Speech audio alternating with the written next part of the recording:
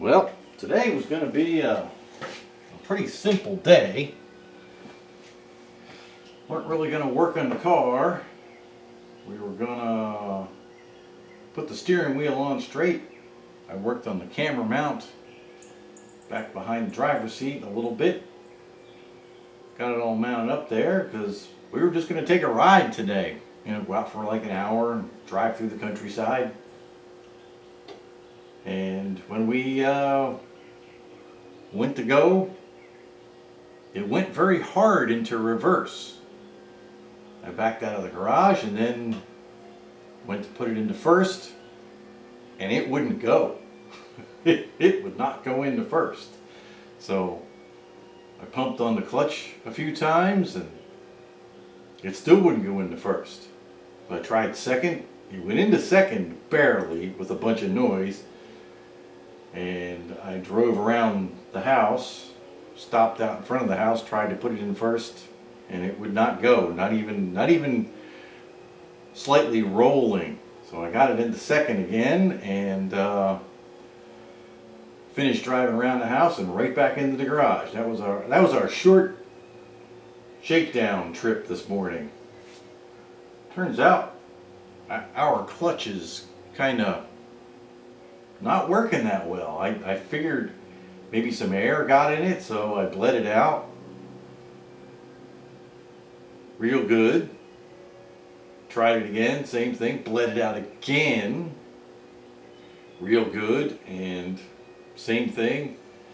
Jacked the back up, shined the flashlight in the reservoir here, you know, just to be sure, and banged it around and made sure you could see fluid level over in this little passage over here. Let it out again real good. Nothing. So I talked to Renegade Hybrids. They think that they had, a couple years ago, they had a rash of bad slave cylinders, and that's kind of what they did. That's the same kind of symptoms, so they're sending me a new slave cylinder. In the meantime, I went and ordered one of those power bleeder gadgets that everybody on the forums recommends.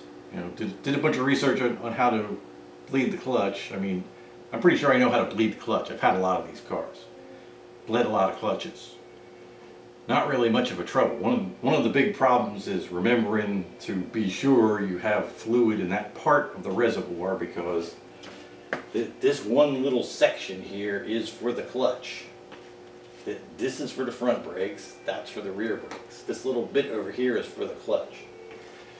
If you start bleeding the clutch, you can run that dry pretty quickly if you know, do a few cycles without refilling it and making sure the fluid gets over there. So the plan, I'm going to order a new master cylinder too, because there is a possibility it could be the master cylinder, and that's one hell of a lot easier to replace than the Corvette slave cylinder, which is the throwout bearing and everything all in one assembly. So I'm really dreading that, because that probably means we're pulling the trans out.